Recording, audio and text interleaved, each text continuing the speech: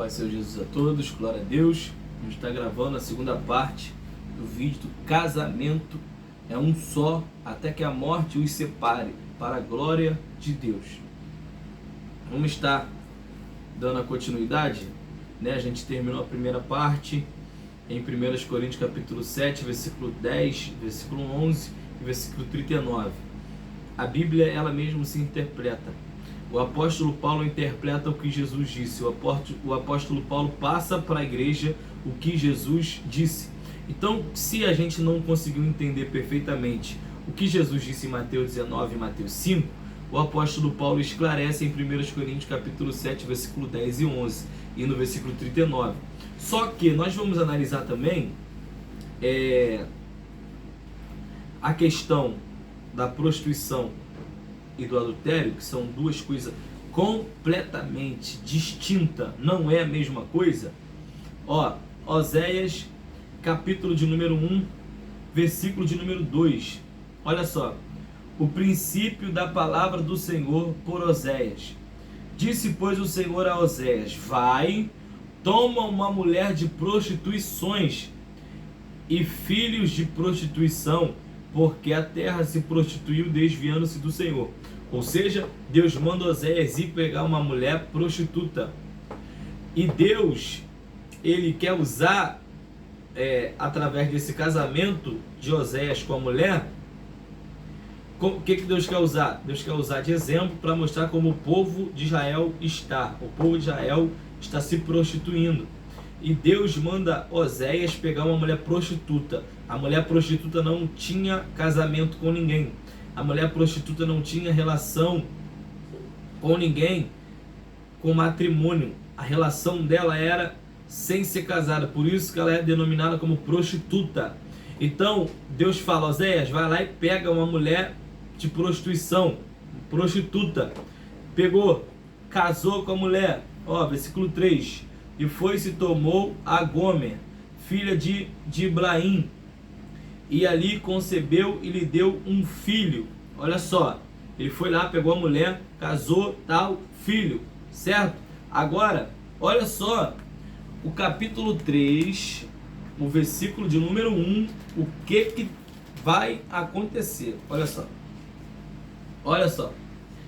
E o Senhor me disse: vai outra vez, ama uma mulher, amada do seu amigo e adúltera, como o Senhor ama os filhos de Israel, embora eles olhem para outros deuses e amem os bolos de uva. Opa, olha só, E o Senhor me disse: vai, ama uma mulher, amada de seu amigo e adúltera, como o Senhor ama os filhos de Israel, embora eles olhem para outros deuses e amem os bolos de uvas. Ou seja, olha só, ele foi pegar a mulher no capítulo 1, versículo 2, para casar, para ficar de exemplo esse casamento, como que estava a relação da fidelidade do povo de Israel com Deus. O povo estava se prostituindo com outros deuses. Isso aqui é uma prostituição espiritual, tá?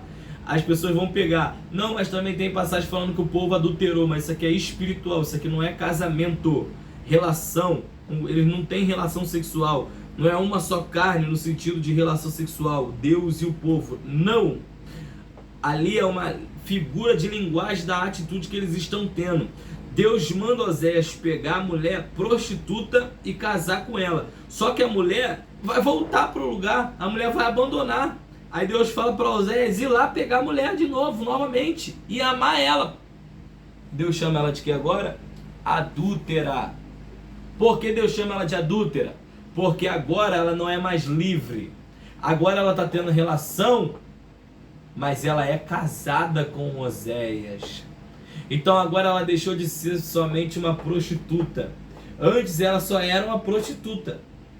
Quem está vendo agora ela lá na casa onde ela está se relacionando com outro homem, e a prostituta voltou. Só que aos olhos de Deus, não é mais prostituta não, é adúltera. Por quê? Porque ela é uma só carne com Oséias, ela é casada com ele.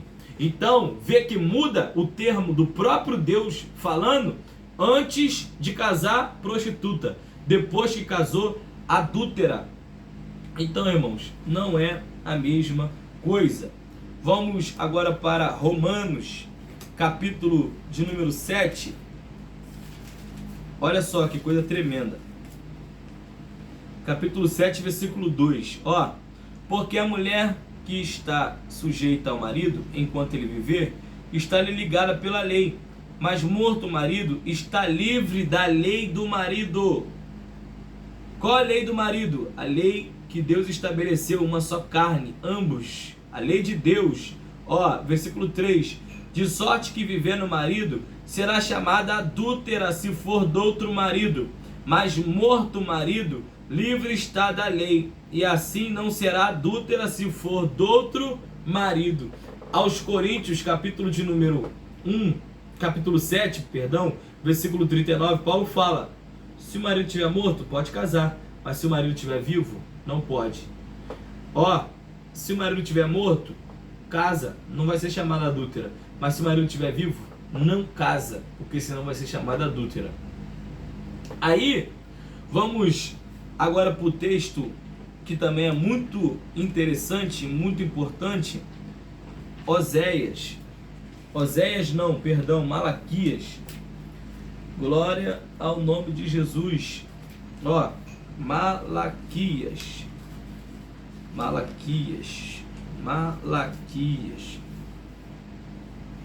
Olha só. Malaquias capítulo 2, versículo 16.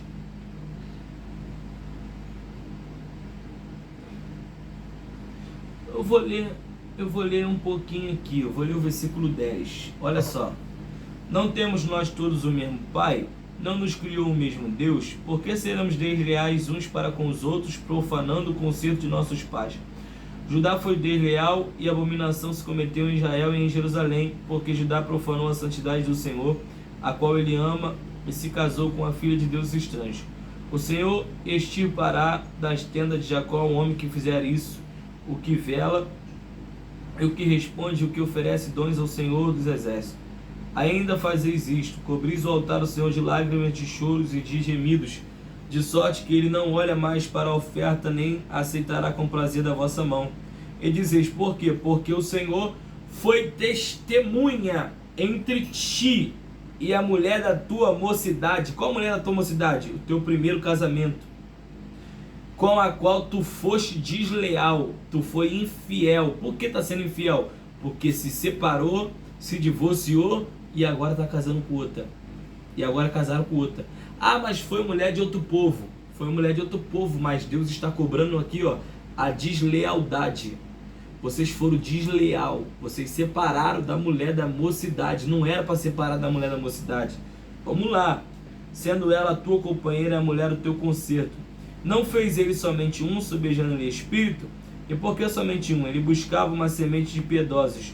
Portanto, guardai-vos em vosso espírito, e ninguém seja desleal para com a mulher da sua mocidade. Ou seja, esse termo que ele está mostrando, ninguém seja desleal para com a mulher da sua mocidade, deixa claro que ele está trazendo uma repreensão para o povo não se separar da sua mulher da mocidade, não casar com mulher estranha e nem com mulher nenhuma de dentro. Ó, não seja desleal a mulher da tua mocidade. Ou seja, eu casei com a minha esposa, eu não posso me separar dela e casar com uma mulher que não serve a Deus, e nem posso me separar dela e casar com uma mulher que serve a Deus. Não posso fazer isso.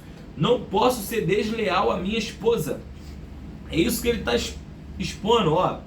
Porque o Senhor Deus de Israel diz que aborrece o divórcio e aquele que encobre a violência com a sua veste, diz o Senhor dos Exércitos. Portanto, guardai-vos em vosso espírito e não sejais desleais.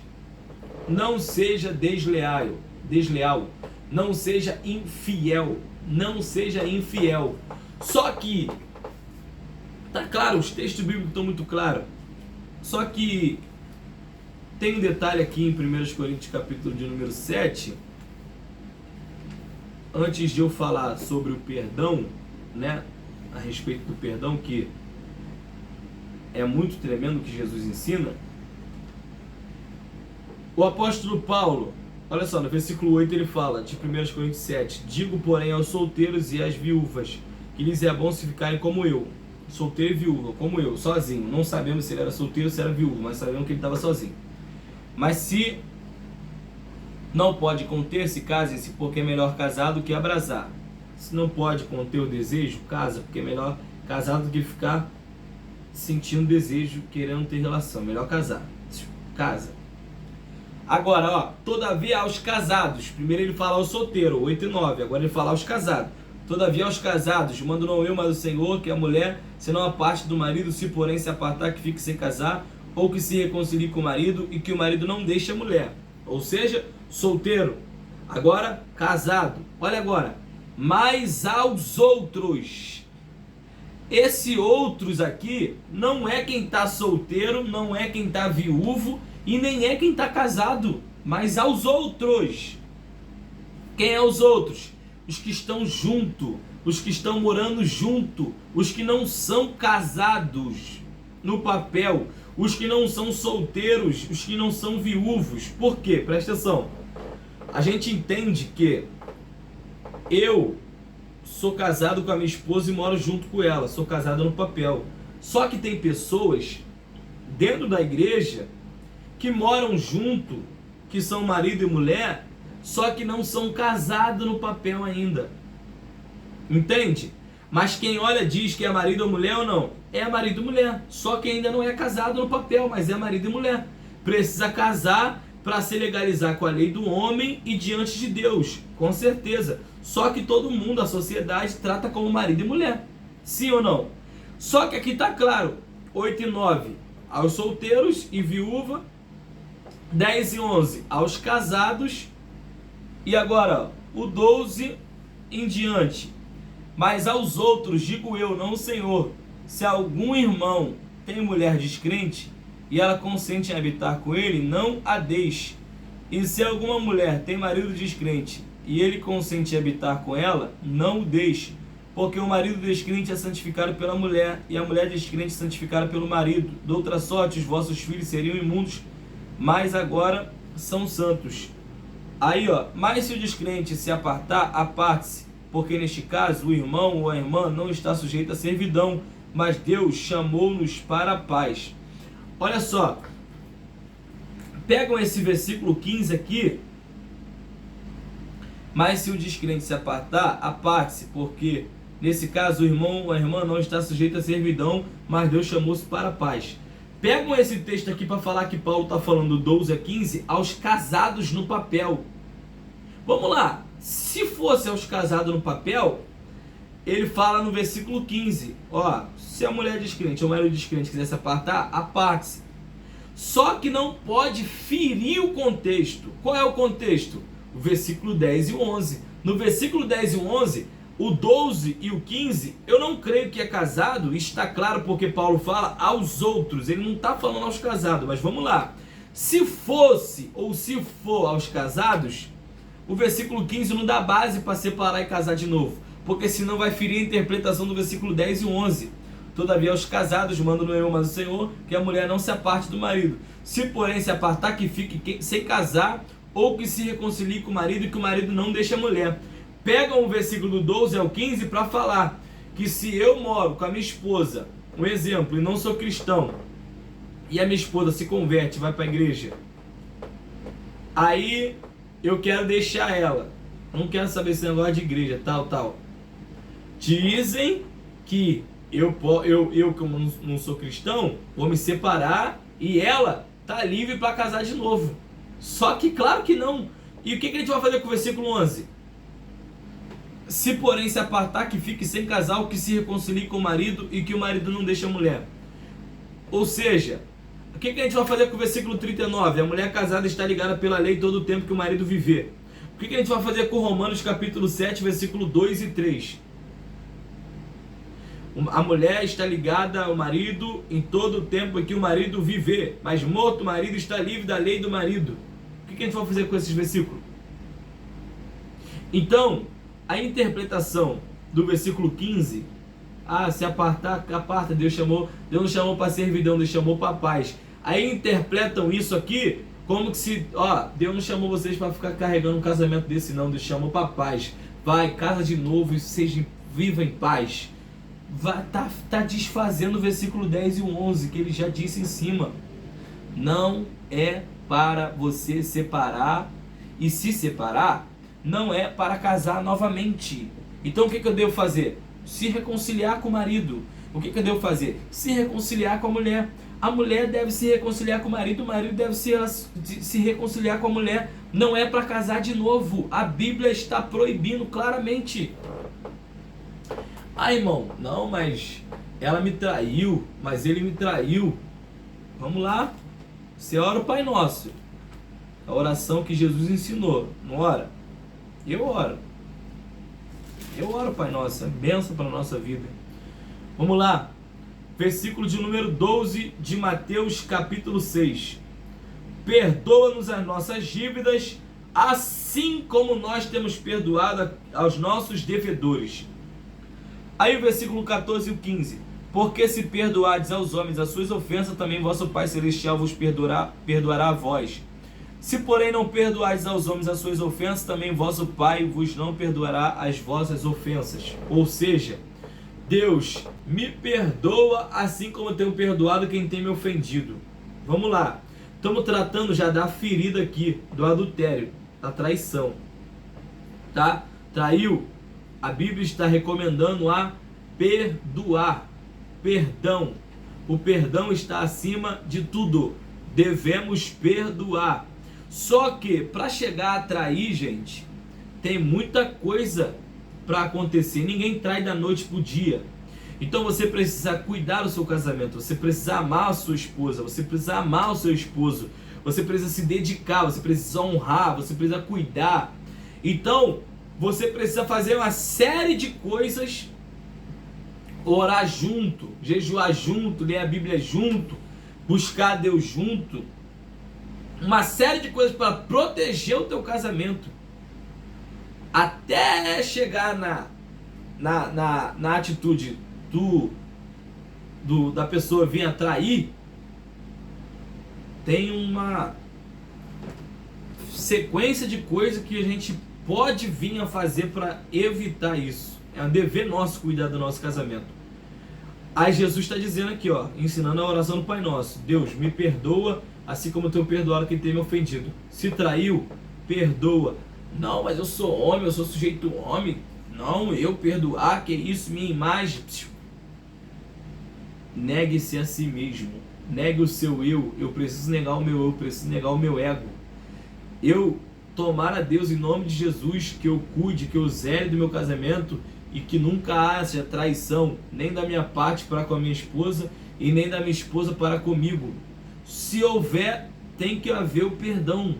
Precisa-se haver o perdão. Se não quiser perdoar, ela vai para o canto dela, eu vou para o meu. Só que não pode casar de novo. O casamento é um só. O casamento é um só.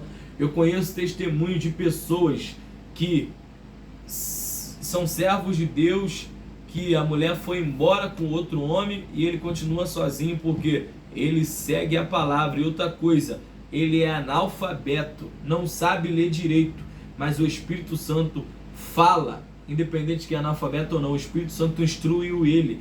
Não casa de novo, não cai nessa cilada, porque isso é contra a minha palavra. Tem um testemunho de uma irmã também conhecida, que ela, casada, o marido foi embora com outra mulher, ela ficou sozinha.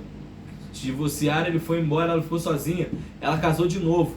Deus visitou ela também.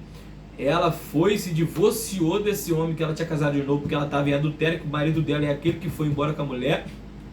Ela ficou buscando a Deus, orando. O que aconteceu? O rapaz voltou, se reconciliaram de novo e casaram. E estão casados porque o casamento deles é o que era válido diante de Deus. Então, gente, a gente precisa entender que o perdão, ele precisa ser usado. Ele precisa ser usado. E Jesus ensinou para Pedro, né, diretamente, mas também para nós. Mateus capítulo 18, versículo 21 e 22, ó. Então Pedro, aproximando-se dele, disse: Senhor, até quantas vezes pecará meu irmão contra mim e eu lhe perdoarei? Até 7? Jesus lhe disse: Não te digo que até 7, mas até 70 vezes 7.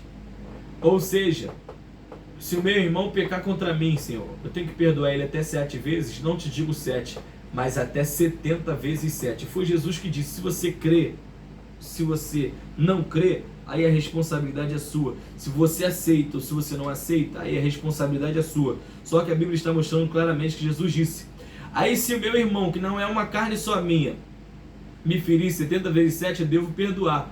Quanto mais a minha esposa, que é uma só carne minha. Isso aqui Jesus não está dando base para viver traindo, para viver ferindo, que tem que viver perdoando. Não está dizendo isso. Só que ele está dizendo: se for necessário, se acontecer isso, não tem um limite para o perdão. Sempre o perdão precisa ser praticado. Então, cuide da sua esposa, cuide do seu marido. Mas se precisar do perdão, use o perdão. Glória a Jesus, porque a família é uma só. Deus não está nesse negócio de divórcio, segundo, terceiro, quarto casamento. Não está. A palavra de Deus reprova essas práticas. Olha o que a Bíblia diz em Provérbios. Ó, rapidinho para a gente terminar essa segunda parte. Provérbios, capítulo 6, versículo 16, ó. Versículo 26. Porque não, glória a Jesus. Aqui, o versículo 32, tá certo, ó. Provérbios 6, versículo 32. O que adultera com uma mulher é falta de entendimento, destrói a sua alma o que tal faz. Ou seja, o que adultera, o que se divorcia e casa de novo, o que trai a sua esposa, destrói a sua própria alma. A Bíblia diz em várias passagens: os adúlteros não vão entrar no reino dos céus. A Bíblia diz em Gálatas capítulo 5, a partir do versículo 19, os adúlteros, os prostitutos, fazendo a separação também, os glutão, os mentirosos, não vão entrar no reino do céu, irmão. Não vai entrar no reino do céu. A gente precisa, glória a Jesus, examinar as escrituras. Ó, não erreis. 1 Coríntios 6, versículo de número 9. Não erreis nem os devassos, nem os idólatras, nem os adúlteros, nem os efeminados, nem os sodomitas, nem os ladrões, nem os avarentos, nem os bêbados, nem os maldizentes, nem os roubadores herdarão o reino de Deus. Não vai entrar. Adúltero não vai entrar. Prostituto não vai entrar. Quem tem relação sexual namorando ou sendo noivo, se não se converter, se não se arrepender, se não se humilhar diante de Deus, não vai entrar. Quem se divorciar e casar de novo, quem trair a esposa e não se arrepender e não abandonar essa prática, não vai entrar. A Bíblia está mostrando claramente, irmão. Cabe você e cabe a mim seguir, se a gente quiser. Se não quiser, a responsabilidade é pessoal. Deus vai acertar a conta com cada um de nós. A Bíblia diz que Deus vai julgar cada um de nós segundo as nossas obras. Isso está em Romanos capítulo 2, 1 Pedro capítulo 1, a partir do versículo 15 em diante. A Bíblia está clara dizendo: Deus não faz acepção de pessoas. Se eu e você desobedecer, Ele vai nos julgar de acordo com a nossa atitude. Então vamos nos submeter, vamos obedecer a palavra de Deus. Mais um lembrete, em nome de Jesus: guarde, cuide, proteja a sua aliança, o seu casamento, a sua esposa, a sua família. Tem mais textos, irmão, mas só que se eu for falar, vai ficar muito grande. É só pegar as recomendações de Paulo para levantar a presbítero, a diácono.